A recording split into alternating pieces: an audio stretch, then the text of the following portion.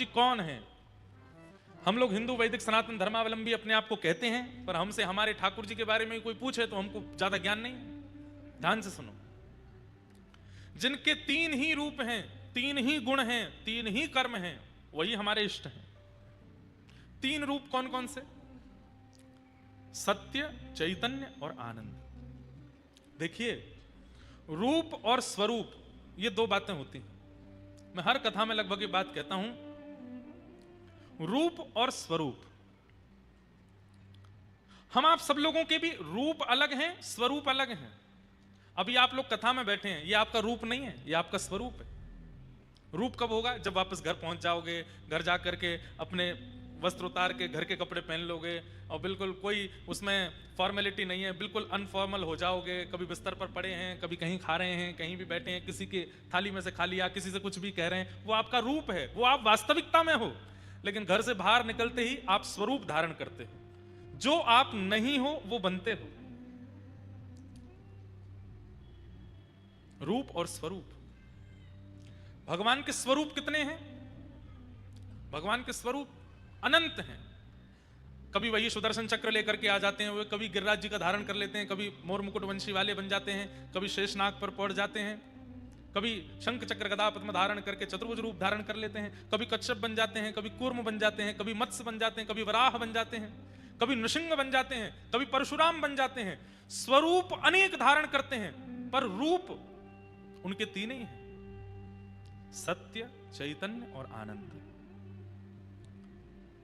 हम सब भी अनेक स्वरूप धारण करते हैं। ऑफिस जाते हैं तो वहां हम अलग हैं, मायके जाते हैं वहां हम अलग हैं, ससुराल जाते हैं वहां हम अलग हैं, मित्र के यहां जाते हैं वहां हम अलग हैं, लेकिन अपने घर में अपनी पत्नी, अपने बच्चे और अपने परिवार के साथ हम अलग हैं। सब जगह हमारी भी स्वरूप अलग हैं, पर अपनों के साथ जो हम होते हैं वो हमारा रूप है, वो हम वास्तविकता में हैं।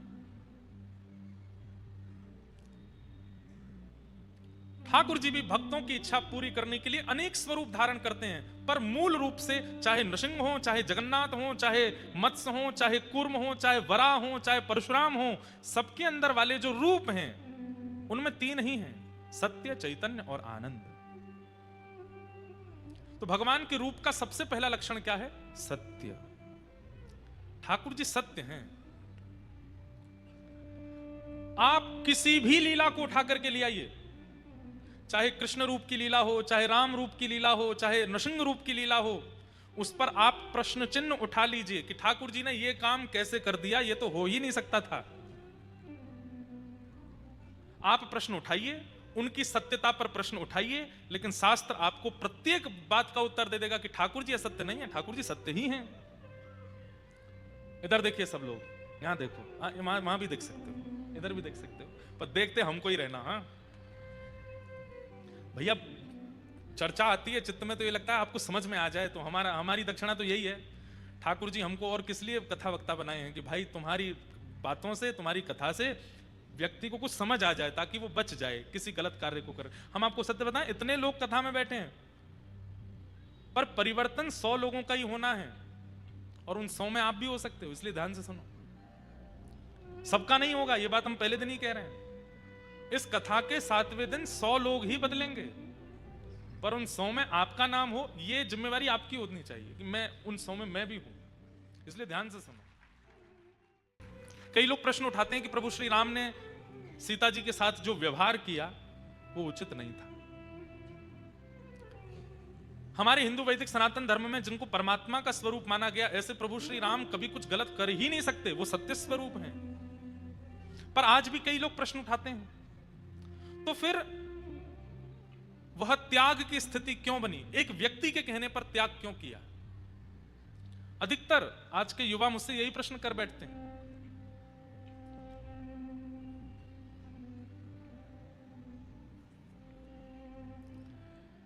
दक्षिण भारत में एक राजा थे, ध्यान से सुनना। उनकी एक पुत्री थी। उस पुत्री ने अनेक वर्षों तक तप किया, और तप के पीछे फल केवल एक ही चाहिए था, क्या? कि परम पुरुष परमात्मा भगवान मुझको पत्नी रूप में स्वीकार करें।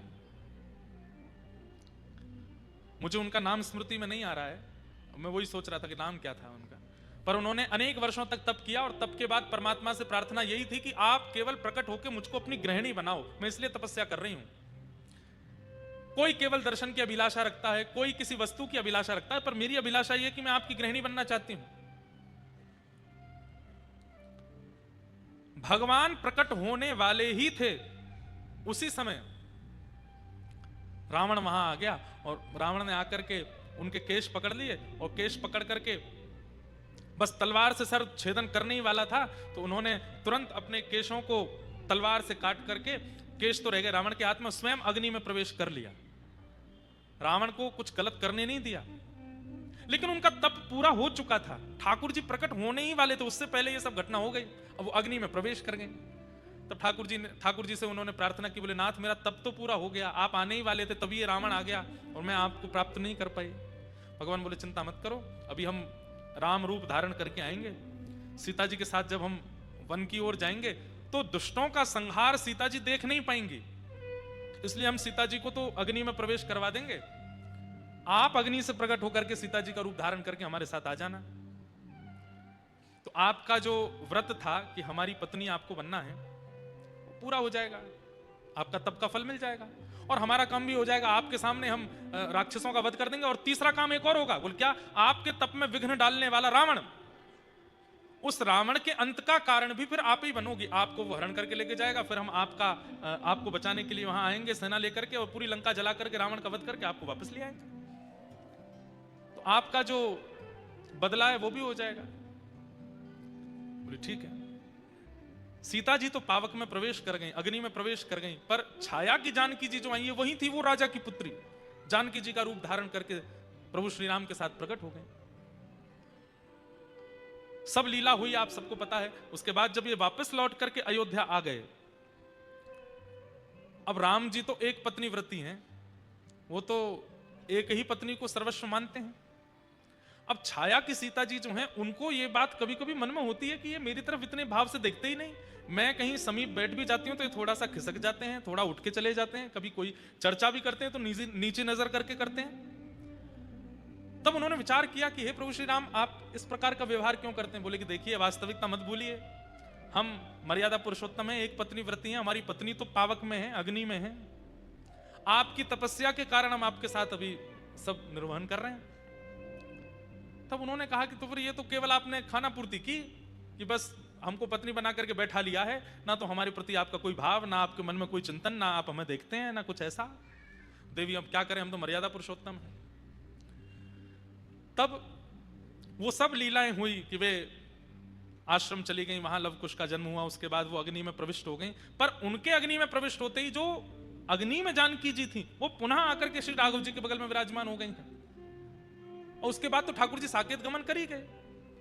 तो सीता जी के साथ जो लीला हुई वह भी कोई असत्य नहीं है, उसमें भी ठाकुर जी की कोई गलती या आप उस पर प्रश्न चिन्ह नहीं उठा सकते, वो ठाकुर जी के अंतरंग लीला है। वहां भी ठाकुर जी किसी की इच्छा की पूर्ति कर रहे हैं। लेकिन अब वो कन्या जो पुनः अग्नि में प्रवेश कर गई, वो बोली मेरी इच्छा तो पूरी हुई नहीं, आपने पूर्ण रूपेण पत्नी रूप में तो मुझे स्वीकार किया नहीं। तो प्रभु श्री राम बोले अब देवी अब तो एक ही होगा। बोले क्या, अब तुम पुनः दक्षिण भारत में पद्मावती के रूप में प्रकट होगी और हम वेंकटेश बन करके आएंगे, हम तिरुपति बन करके आएंगे और तब आपके साथ विवाह करेंगे, तब आपको स्वीकार करेंगे। तो लक्ष्मी जी किसी बात से रूठ करके कोल्हापुर चली गई और उस बीच में फिर वेंकटेश भगवान का विवाह पद्मावती जी के साथ में हो। ये पद्मावती जी तीसरे जन्म में आकर के, तीसरे स्वरूप में आकर के वेंकटेश भगवान की गृहिणी के रूप में विराजमान। पूरी दुनिया में किसी भी शास्त्र में आप ठाकुर जी के किसी भी विषय पर अगर प्रश्न उठाते हैं उसका उत्तर है, और अंत में आकर के ठाकुर जी ही सत्य घोषित हो जाएंगे, आप उनको असत्य घोषित नहीं कर सकते। वो कब कहां कौन सी लीला किस तरीके से कैसे संपादित कर रहे हैं ये वही जानते हैं, या उनका अनुसंधान करने वाले वैष्णव जन जानते हैं। तो ठाकुर जी का पहला रूप क्या है, सत्य, वो असत्य नहीं हो सकते। वो जहां कहीं भी जो कुछ भी कर रहे हैं सब में सत्य विराजमान है। ठाकुर जी का पहला रूप है सत्य। ठाकुर जी का दूसरा रूप क्या है, चैतन्य। हमारे पीछे श्रीनाथ जी विराजमान हैं, कोई इन्हें प्लास्टिक का समझे, कोई लकड़ी का समझे, कोई कार्डबोर्ड का समझे, ये बहुत बड़ा अपराध है। ये चैतन्य ही है, साक्षात चैतन्य है। अब इनकी बात ऐसी है, मैं एक बात बताता हूं कथा में। बचपन में जो आप लोग यहां बैठे हैं, आप सबने एक खेल खेला होगा, बर्फ पानी खेला है? खेला है? बर्फ पानी खेल में क्या होता है कि वो एक बालक उनमें से बोल देता है बर्फ, तो वो सब जैसे हैं वैसे ही खड़े रह जाते हैं, बाकी के बच्चे घूमते रहते हैं उसको छू करके पानी करने के लिए, तो वो पानी होता है। एक और खेल हम लोग खेलते थे, उसमें 10 तक गिनती गिनता है एक बालक, 1 2 3 4 10 तक गिनती करे, फिर वो कहता है स्टैचू। अब जितने बच्चे खड़े होते हैं वो सब कुछ कुछ बन जाते हैं, कोई हाथ ऊपर करके, कोई नृत्य करता हुआ, कोई बैठ करके। अब टास्क क्या है, जिसने गिनती गिनी है उसको कहा जाता है अब तू हम में से किसी को हंसा के दिखा। अगर एक भी हिल गया तो जो हिलता जाता है वो बाहर होता चला जाता है, और जो सबसे पहले हिलता है फिर 10 नंबर तक वो गिनता है जाकर के।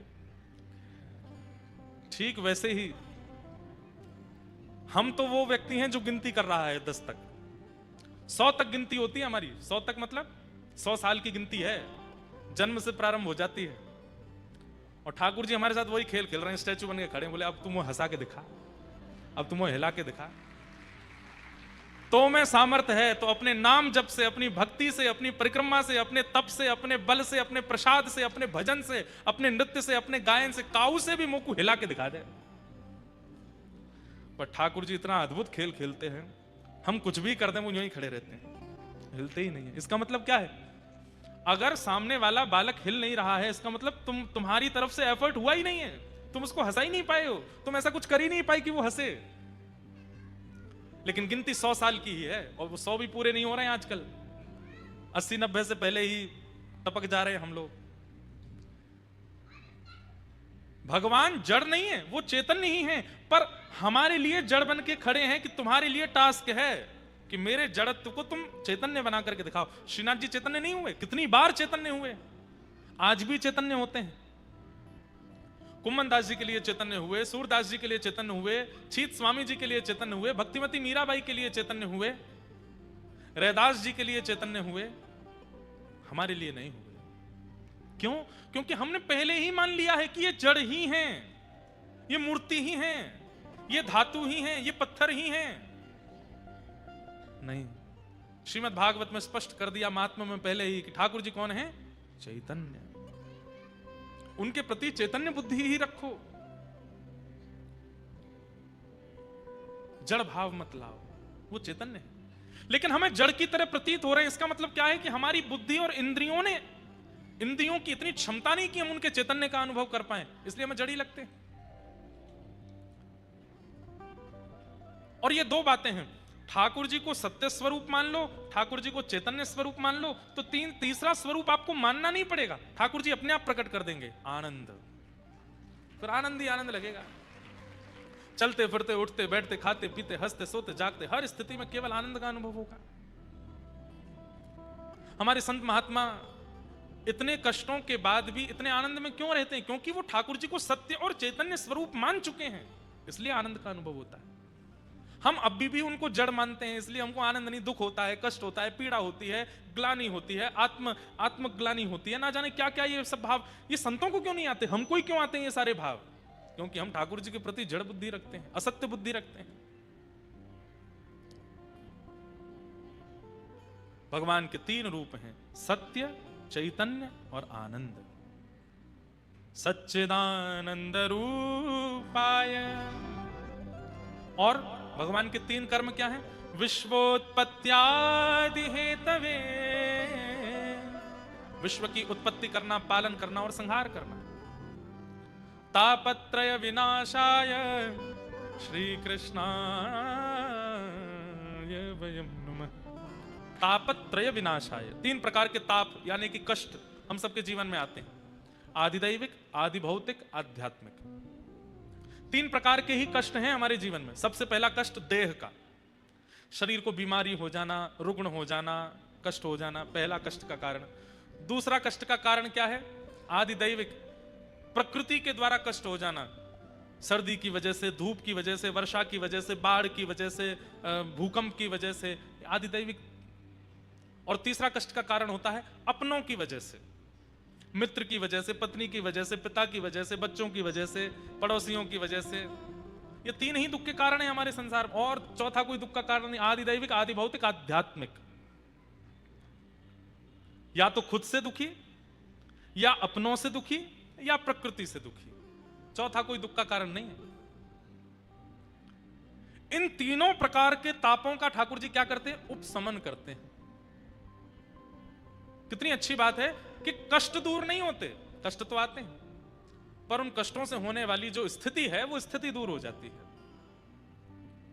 शारीरिक कष्ट होगा पर इतने विचलित नहीं होगे आप, अपने कष्ट देंगे पर विचलित नहीं होगे आप, प्रकृति से कष्ट मिलेगा लेकिन विचलित नहीं होगे आप। ये विचलनता ना होना, ये एक भक्त का स्वरूप है। मीराबाई के जीवन में कष्ट नहीं था, आप ऐसा नहीं मान सकते, पर जीवन में आने वाले कष्टों पर मीराबाई दुखी नहीं होती थी, ये बात आप मान सकते हो। और भक्त ऐसा ही हो जाता है, कष्ट आने बंद नहीं होते, कष्टों से जूझना सीख जाता है, कष्टों से लड़ना सीख जाता है। गैर भक्ति पथिक कैसा होता है? उसको नमक का भी अंदाजा होता है। वो नमक अच्छा नहीं है तो भी भोजन नहीं करेगा, बिस्तर अच्छा नहीं है तो सोएगा नहीं, कपड़े ब्रांडेड नहीं है तो पहनेगा नहीं। ये गैर भक्ति पथिक का स्वरूप होता है। पर भक्ति मार्गी व्यक्ति कैसा हो जाता है? भोजन चाहे जैसा भी हो, तन को खिलाना है ताकि वो स्वस्थ रहे, वो पालेगा। व्यवस्था चाहे जैसी हो, वो बैठ जाएगा, मुझे बैठना है। वस्त्र चाहे जैसे भी हो, तन ढकना है, पहन लेगा, ऐसी स्थिति में आने लग जाएगा। ये भक्त का स्वरूप होता है। बुरा नहीं मानिएगा, पर कोई व्यक्ति अपने आप को भक्त कहता है, लेकिन इन सब स्थितियों में ना तो जीव को वशीकरण कर पाया, ना तन को वशीकृत कर पाया, ना अपनी मन बुद्धि को वशीकृत कर पाया, वो भक्त नहीं है। पहनना है तो यही पहनना है, खाना है तो ऐसा ही खाना है, रहना है तो ऐसे ही रहना है, ये भक्त का स्वरूप नहीं। वो तो हर स्थिति में प्रसन्न रहता है। और इसी को कहते हैं तापत्रय विनाशाय। ठाकुर जी हर प्रकार के तापों का विनाश कर देते हैं, मतलब फिर उसको किसी भी चीज से ज्यादा फर्क नहीं पड़ता, वो सम हो जाता है। जहां ले चलोगे वहीं मैं चलूंगा, जहां ले चलोगे वहीं मैं। ये एक भक्त का स्वरूप है। वो ऐसा नहीं कहता कि मुझे 98% ही चाहिए, वो ऐसा नहीं कहता कि मुझे मुंबई में ही घर चाहिए, वो ऐसा नहीं कहता कि मुझे यूएस ही जाना है पढ़ने के लिए। वो कहता है कि नाथ प्रयास मैं कर रहा हूं, प्रयास मैं करूंगा, पर मेरे लिए जो उचित हो वो आप दीजिएगा, और आप जो देंगे उसमें मैं कुछ किंतु परंतु नहीं करूंगा, मुझे सब स्वीकार है। ये एक भक्त का स्वरूप होता है। वो अपनी जिद थोपता नहीं है ठाकुर जी के आगे जाकर के। जहां नाथ रख दोगे, जहां नाथ रख दोगे, जहां नाथ रख दोगे, जहां नाथ रख दोगे, ओ वहीं मैं रहूंगा, जहां ले चलोगे वहीं मैं चलूंगा, जहां ले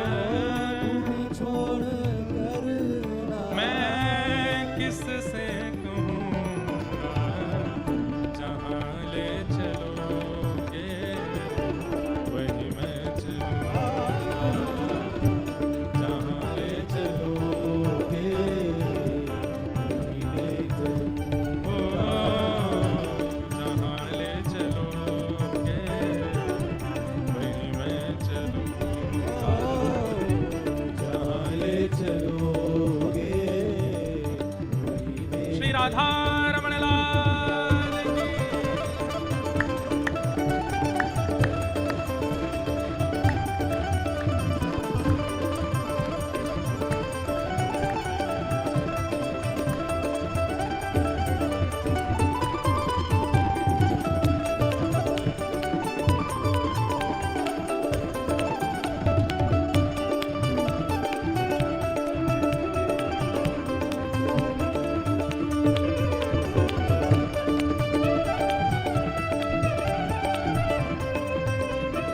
और एक भक्ति पथिक की सबसे बड़ी पहचान इस पंक्ति में, न कोई शिकायत नहीं कोई अर्जी, कर लो करा लो प्रभु जो है तेरी मर्जी।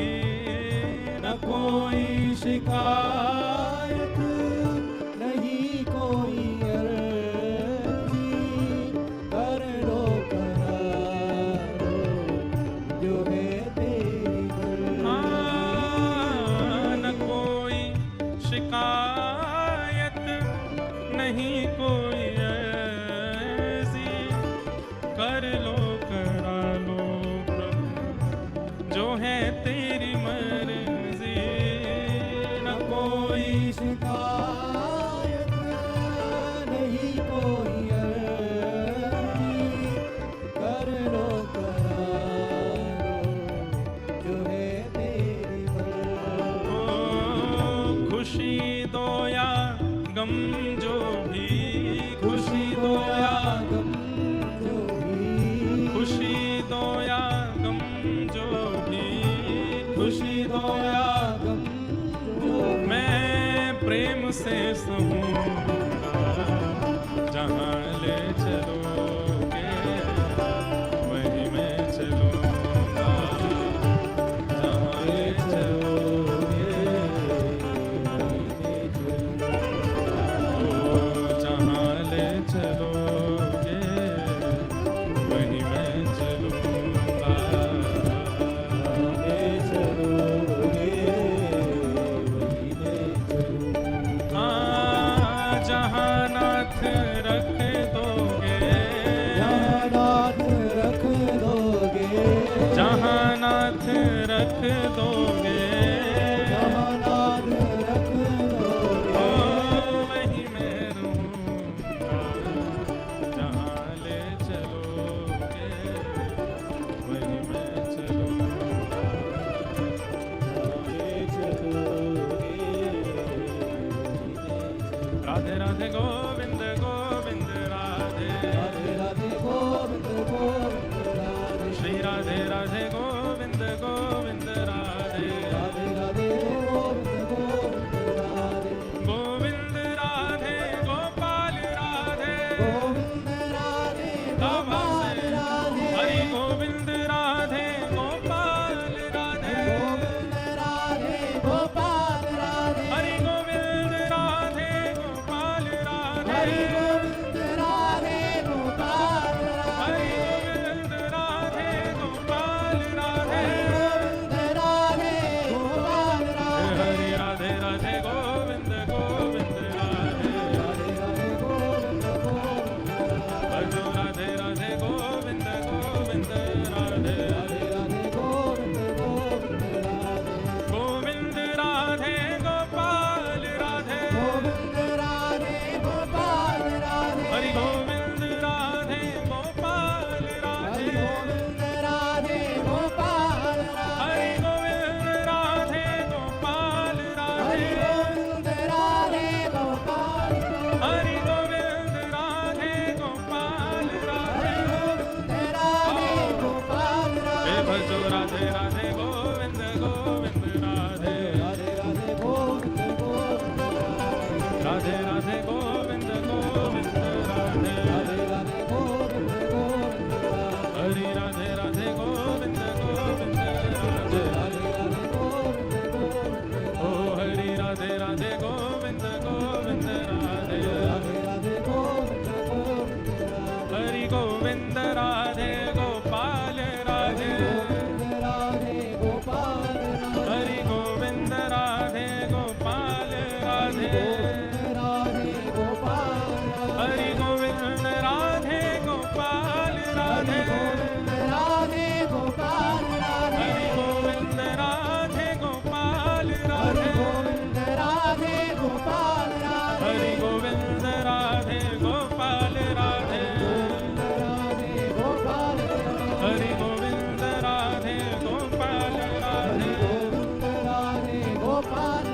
भजो राधे राधे गोविंद गोविंद राधे राधे गोविंद गोविंद हरि राधे राधे गोविंद गोविंद राधे राधे गोविंद गोविंद भजो राधे राधे गोविंद गोविंद राधे राधे राधे गोविंद गोविंद हरि राधे राधे गोविंद गोविंद राधे राधे राधे गोविंद जय जय श्री राम जय जय श्री राम जय जय श्री राम।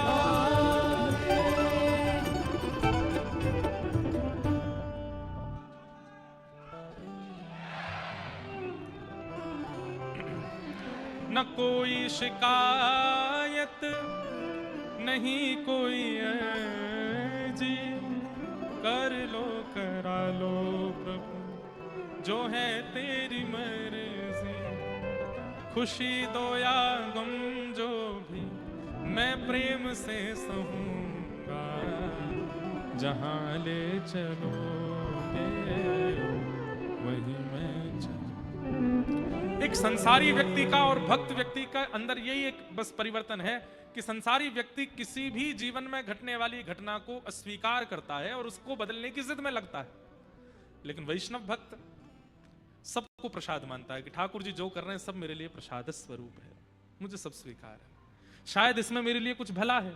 कोई व्यक्ति मिल रहा है तो ठाकुर जी ने भले के लिए जोड़ा है, कोई व्यक्ति बिछुड़ रहा है तो ठाकुर जी ने भले के लिए दूर किया है, मुझे रोग लगा है मैं स्वस्थ हूं या जो कुछ भी मेरे साथ हो रहा है सब ठाकुर जी की कृपा है। नरसिंह मेहता, उनकी एक बड़ी प्रसिद्ध कथा है, उनके बेटे का ब्याह एक नगर सेठ की बेटी से होने वाला था, तो वो तो नगर सेठ जिनकी बेटी है, और नरसिंह मेहता तो बेचारे सब जानते ही हैं, वो तो आनंद में रहते थे, उनको कोई ऐसा विशेष कुछ था नहीं। किसी ने जाकर के सेठ जी से कह दिया कि आप अपनी कम से कम बेटी का ब्याह पिता को अपनी स्थिति से श्रेष्ठ स्थिति में ही करना चाहिए, प्रयास करना चाहिए कि पिता अपनी पुत्री का विवाह श्रेष्ठ स्थिति में करे, जैसी स्थिति उसकी है उससे थोड़ी श्रेष्ठ ही हो लड़के की स्थिति, वहां ब्याह करे। तो किसी ने जाकर के नरसिंह मेहता जी की शिकायत कर दी, शिकायत तो क्या मतलब वास्तविकता बता दी, बोले आप अपनी बेटी का जहां ब्याह कर रहे हो नरसिंह मेहता जी का बेटा, उनके यहाँ कोई इतनी ज्यादा कोई व्यवस्था नहीं है, हो सकता है कि बेटी को कई कई रात तो भूखा भी रहना पड़े, उनके यहाँ तो सामग्री भी नहीं होती, व्यंजन भी नहीं बनता, कैसे आपने अपनी बेटी का ब्याह निश्चित कर दिया। तो पिता को बड़ी चिंता हो गई कि भाई मैंने तो बड़ी प्रशंसा सुनी थी, बोले कि संत महात्मा तो उन्हीं के गुण गाते हैं, उनसे सुन लिया होगा, अब क्या करें, रिश्ता तो पक्का हो गया। बोले रिश्ता सीधे मना कर दो, बोले सीधे मना करना अच्छा नहीं लगता है, तो क्या करें, बोले दूसरे तरीके से मना करो। बोले क्यों, इतनी व्यवस्थाएं उनको बता दो बारात में लाने के लिए कि वो अपने आप ही हाथ खड़े कर दें, वो कह दें कि मैं तो कर ही नहीं सकता। नरसिंह मेहता जी को एक पत्र लिखा लड़की वालों ने, और उसमें लिखा कि हम चाहते हैं हमारे दूल्हे राजा जो हैं वो ऐसी शेरवानी पहने, उसमें नवलखा के हार पहने, सोने के कड़ूला पहने, उनमें हीरे जड़े होने चाहिए, जूती ऐसी सोने की होनी चाहिए, पोशाक ऐसी होनी चाहिए, पगड़ी ऐसी होनी चाहिए। ये तो दुल्हा की बात। अब घोड़ा कैसा होना चाहिए, श्वेत रंग का घोड़ा होना चाहिए, उसमें एक भी काला धब्बा नहीं होना चाहिए, उसके ऊपर ऐसी चुनरी होनी चाहिए, हमारे ऐसे होना चाहिए, कम से कम 10 हाथी आगे पीछे होने चाहिए, हमारे जो बेटी के होने वाले ससुर जी हैं वो हाथी पर बैठ करके आवे, सासू माँ हाथी पर बैठ के आवे, और इतने घोड़े होने चाहिए, इतने हाथी, इतने ऊंट, इतने ये इतने वो, ऐसे बैंड बाजे होने चाहिए, ऐसे नगाड़े बजने चाहिए, बारातियों की पोशाक ऐसी होनी चाहिए। इतना लंबा चौड़ा पत्र लिख करके भेजा। पढ़ने वालों ने कहा अब तो नरसिंह मेहता मना ही कर देगा, बोले मैं ब्याह नहीं कर सकता, आपकी बेटी बच जाएगी। पत्र पूरा लिख करके ऊपर जय श्री कृष्ण लिख करके भेज दिया। नरसिंह मेहता जी बैठे थे तो लेके आया कोई व्यक्ति पत्र, बोले आपके लिए पत्र आया है, बोले धर दो, धर दिया। पत्र उठा करके देखा तो उस पर सबसे ऊपर ही लिखा था जय श्री कृष्ण। नरसिंह मेहता बोले ये मेरा पत्र नहीं है भाई, इस पर ठाकुर जी का नाम लिखा है, तो ठाकुर जी का पत्र, दूसरे का पत्र मैं पढ़ता नहीं, ये तो ठाकुर जी का पत्र है। ठाकुर जी के सामने जाके धर दिया, जय जय आपके लिए पत्र आया है, पता नहीं कोई आपका प्रेमी है उसने भेजा है, पढ़ लीजिएगा, मैं तो देखो नहीं पढ़ूंगा, आप देख लेना क्या इसमें लिखा है, जो भी उसकी इच्छा आदि हो देख लेना आप। पत्र दे दिया। ठाकुर जी सोचने लगे अरे नरसी एक बार खोल के देख तो ले। लेकिन नरसिंह मेहता के चित्त में तो ऐसा समर्पण है, जय श्री कृष्ण लिख दिया, कहीं लिखा दिख गया तो वो वस्तु भी मेरी नहीं है, वो तो ठाकुर जी की है। ठाकुर जी भी रीझ गए, बोले वाह नरसिंह मेहता इतना समर्पण। अब जब पत्र ही हमको दे दिया है, कुछ देखा तो है नहीं इन्होंने, तो हम ही देखेंगे फिर। बेचारे, एक मरासू घोड़ी थी, बिल्कुल मरने ही वाली थी, ऐसी स्थिति की तो घोड़ी आई, उस पर बेटा बैठा, पोशाक जो पहनी थी वो भी किसी से मांग करके लाए थे, कुछ बारातियों को इकट्ठा किया गया, उनमें भी आधे से ज्यादा तो अंधे थे, एक दूसरे का कंधा पकड़ के ही चल रहे थे, आगे वाला जहां जाता वहीं मुड़, ऐसी तो बारात। ठाकुर जी बोले अरे भैया दाऊ दादा देखो, जहाँ नरसिंह मेहता की जहां ब्याह है वहां से पत्र ऐसा आया और ये ऐसी बारात लेके जा रहा है। और वहां लड़की वाले क्या सोच रहे हैं कि इतने दिन हो गए नरसिंह मेहता ने मना भेजा नहीं है, इसका मतलब व्यवस्था करी ली होगी। इतने में क्या देखते हैं कि एक गली में से महाराज खूब सारे हाथी आ गए और लोग लेकर के आए। नरसिंह मेहता बोले भैया कहां से आए? बोले कि वो आप उन सेठ जी के यहाँ एक बार कीर्तन करके आए थे ना, उनको पता चला आपके बेटे की ब्याह है तो उन्होंने हाथी भिजवाए हैं कि आपकी बेटा की शोभा हाथियों से होनी चाहिए। फिर कहीं से कुछ ऊंट आ गए, कहीं से कुछ लोग जुड़ते चले गए। एक व्यक्ति आया, उसने दुल्हा को नीचे उतारा, बोले कि एक सेठ जी ने बढ़िया वाली पोशाक भेजी है, पहना दी। करते करते देखते नरसिंह मेहता बोले अपने आप ही सब होता जा रहा, हम तो किसी को जानते नहीं, कौन से सेठ के यहाँ से हाथी आए, कहाँ से ऊंट आ गए, कहाँ से पोशाक आ रही है, सब व्यवस्था अपने आप होती जा रही है। बढ़िया ढोल नगाड़े बजाने वाले भी आते गए, सब व्यवस्थाएं होती चली गई। यहां लड़की वाले बोले कि भाई बारात आ रही होगी, कोई पता तो करो कैसी क्या बारात है। कोई देखने के लिए गया, लौट करके आया, वो कहे सेठ जी ऐसी बारात देखी सुनी तो बहुत दूर की बात, किसी ने चिंतन भी नहीं की होगी ऐसी बारात आ रही है। बोले कैसी बारात है? बोले चलो छत पर चल करके देखो। ऊंची अटारी पर जाकर के देखा महाराज, दूर से देखा तो जहां तक दृष्टि जा रही है वहां तक लोग केवल झूम रहे हैं, नाच रहे हैं, गा रहे हैं, ऐसे ऐसे रत्न, ऐसे ऐसे आभूषण पहन करके, इतनी सुंदर सुंदर नारियां, इतने सुंदर सुंदर पुरुष, ऐसे सुंदर सुंदर हाथी, हाथियों ने भी सुंदर सुंदर आभूषण पहने हैं। और तभी दृष्टि पड़ी तो क्या देखा, बारात में दुल्हा भी है, हाथी भी है, सब कुछ है, लेकिन बारात में सबसे आगे एक हाथ में सुंदर छड़ी लेकर के श्याम वर्ण के द्वारिकाधीश चल रहे हैं और दूसरी तरफ अपने हाथ में छड़ी लेके साक्षात श्री बलराम जी महाराज चल रहे हैं। नरसिंह मेहता को नहीं पता कि ठाकुर जी चल रहे आगे, उनको दिखाई दे रहे हैं। भैया हम में ऐसा समर्पण कब आवेगा? हम ये नहीं कहते कि भाई आप इस कथा को सुनने के बाद, इस बात को सुनने के बाद में जानबूझ करके ऐसा कुछ करो कि घर पे कोई पत्र आया था तो वो जरूरी आपने धर दिया ठाकुर जी के सामने, महाराज जी बता के गए थे कथा में। ये तो चतुराई है। नरसिंह मेहता चतुराई में नहीं कर रहे हैं, वो स्वाभाविक रूप से ऐसे हैं। स्वभाव ऐसा हो जाए, सुन करके नहीं करना है, स्वभाव को बनाना है। आजकल ऐसा होता है कि कथा सुनने के बाद में, सत्संग सुनने के बाद में व्यक्ति सुनी हुई चीजों को करने का प्रयास करता, अच्छी बात है, पर वो क्रिया शरीर में नहीं आनी चाहिए, वो आपके स्वभाव में आनी चाहिए, वो आपके विचार में आनी चाहिए। नरसिंह मेहता जैसा, मीराबाई जैसा, कुंभनदास जैसा, रैदास जैसा ये स्वभाव हमारे चित्त में बन जाए, वो व्यवहार में नहीं आए, व्यवहार में आवे, प्रक्रिया में नहीं। तापत्रय विनाशाय, जीवन में तो हर प्रकार की परिस्थिति ठाकुर जी देते हैं, लेकिन उस परिस्थिति में आपका रिएक्शन एक्शन क्या होता है उसको ठाकुर जी देखते हैं। इसलिए उस समय सावधान रहो। और विशेष रूप से जब विपरीत परिस्थिति आती है, जो आप नहीं चाहते वो जीवन में जब आता है, उस समय तो जितना हो सके धैर्य रखिए। बंधुओं ये कथा, ये सत्संग, ये मैं फिर कह रहा हूं, ये उसी स्थिति की प्रैक्टिस कराई जा रही है। वो स्थिति जब आवे, क्योंकि आवेगी सबके जीवन में, बचेगा कोई नहीं, आवेगी।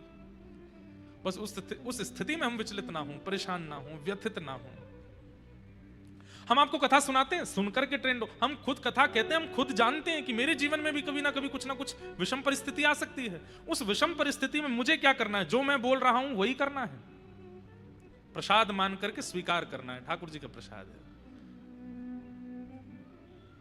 आप देखेंगे विशेष रूप से जिस व्यक्ति का बहुत उचित निर्माण ठाकुर जी को करना होता है ना, उसी व्यक्ति को बार बार गिराते हैं, बार बार उसके जीवन में कुछ विपरीतताएं लाते हैं। हाँ, वो व्यक्ति अगर हार मान जाए तो वहीं रह जाता है, लेकिन हार ना माने, बस लगा रहे, धीमे धीमे धीमे धीमे धीमे एक स्थिति पर पहुंच जाता है। आज जिनकी भी गाथाएं आप सुनते हो, चाहे वो धन में श्रेष्ठ हो, चाहे वो भक्ति में श्रेष्ठ हो, चाहे वो ज्ञान में श्रेष्ठ हो, उसके पूर्व जीवन को जब आप देखेंगे तो संघर्ष बहुत है। बिना संघर्ष के नहीं बना कोई। संघर्ष सबके जीवन में आता है, तन का, मन का, बुद्धि का, जीवन परिवारियों का, पर उस स्थिति में जो व्यथित ना हो, ठाकुर जी को वो प्रिय है। पूरी गीता में ठाकुर जी क्या समझा रहे हैं अर्जुन को? यही तो समझा रहे हैं, व्यथित मत होना अर्जुन, बस करते चलो। ऐसे श्री कृष्ण को हम बारंबार प्रणाम करते हैं, जिनके 3 रूप हैं, 3 गुण हैं और 3 प्रकार के दुखों से जो मुक्त करते हैं। श्री कृष्णाय वयम नमः। ऐसे श्री कृष्ण को हम प्रणाम करते हैं।